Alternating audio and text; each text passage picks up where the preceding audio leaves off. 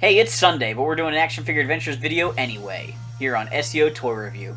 Today, we're taking a look at Lion-O, Lord of the Thundercats, from MattyCollector.com. This is the first figure in an all-new Thundercats series that is already doomed. Well, at least by Mattel anyway. Super 7 might try and scoop up the football and run with it, but there's no guarantees on that. So this is the first figure in a series that Mattel has says they're not going to continue to support. I was so excited when they announced these figures, and now I have such mixed emotions, it's almost exhausting. Lion-O comes in a black and gray slipcase cardboard box. Inside that there is a window package that shows off the figure inside. I'm not really sure what I expected, but I don't really like this packaging very much. At the bottom of the package there's art of Lion-O looking through the Sight Beyond Sight Eye of Thundera doohickey in the sword hilt, and above that, on the plastic, molded into it, is the blade of the Sword of Omens. If I was a minted box collector, I would be annoyed by this blade being in front of his face. The back of the package has some artwork here. Kinda wish it was from the cartoon, but maybe they don't have the rights to use those images exactly. And down below there's a bio, which Matty Collector dropped on the He-Man figures. Out of the package, ho! Untape the flap at the bottom of the package for easy opening. Here we have Lion-O out of the package, and by looks alone, this figure is awesome. I really enjoy the Four Horsemen sculpt work on this. He looks great with the Motu Classics body there.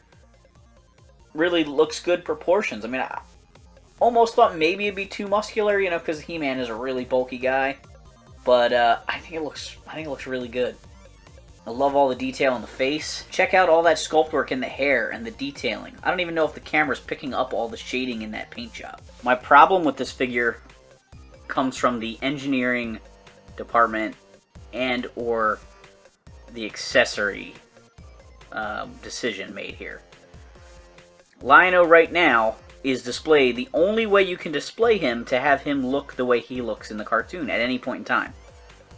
He's got the claw shield on his belt there, with the Sword of Omens tucked into it. This is a very cool accessory. As a kid, the Lion-O figure I had the claw shield that snapped over his hand. I always wished he could holster his sword in it and keep it on his waist. I finally got that, but I can't take it off. The sword does not come out, so I can't pull the handle out and then give him the big Sword of Omens. And I can't remove this to have him wear the other included one. So either I have to display him with the cool accessories as well as the duplicate of both of those accessories attached to his belt, or I have to display him unarmed. Maybe I'm just being a ridiculous fanboy here, but I'd almost rather not have that one strapped to him than have it there. So I'm almost willing to break this figure that I paid $30 for, or more with shipping, to be able to display him with the claw shield on his hand and the sword in his hand. I don't know what happened. Was this engineering? Why doesn't it come off? Why doesn't the sword come out of it? Both of those things are doable. I don't understand. Anyway, I don't want to be completely negative about this figure. Back to the good stuff. Here's the Sword of Omens. Beautifully sculpted, beautifully detailed. Love that shiny paint on the blade. Good, crisp Thundercats logo on both sides, and I really like the paint details. It's got that metallic blue in the hilt there, which looks awesome. Lion-O also comes with the Sword of Omens in dagger form. This time you get the Eye of Thundera there in gold, and the same kind of paint apps on the hilt. This time the hilt's facing down,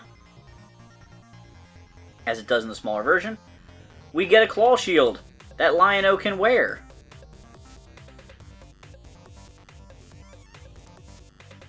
It kind of looks like they made it so you could put the sword in there, but it doesn't really work. It doesn't go down in far enough. This can be pegged onto his arm, so he can wear this as a hand. And he comes with an additional hand for that side. So here's Lion-O's hands, and we could give him the claw shield, this hand, or this hand. The only thing I see different is the thumb. And I'm not sure what advantage having the thumb tucked in or out really gives you. I think a full fist would have been better, or maybe another option on that hand, maybe one that holds the sword better. He can hold it, but it's a little bit loose. Not terrible, though. Some of you may remember this Bandai figure here. When he came out, I thought he was the greatest Lion-O we would ever see. He has beautiful sculpting, great accessories, pretty much everything you could want from a Lion-O figure. And then when Matty announced they were doing theirs, I thought, no doubt about it, hands down, it will beat him. And in beautiful detailing, it does. The Bandai one's almost more cartoon accurate in the face and things like that, whereas the Four Horsemen sculpt for Matty Collector is more realistic almost, with the more natural hair.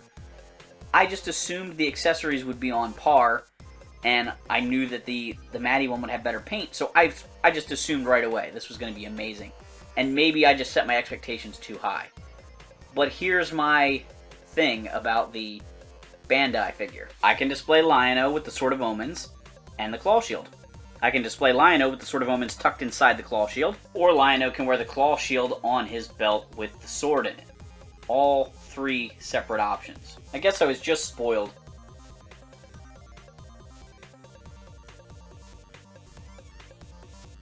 Now, if you could unplug the handle from that Claw Shield, that would eliminate one of my complaints. And that'd be a big complaint.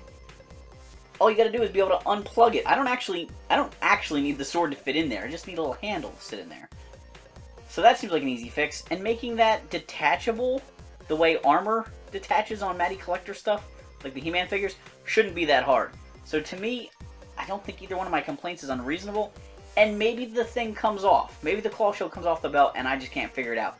But I don't want to risk breaking him. The Matty Collector Lion-O figure is a gorgeous action figure.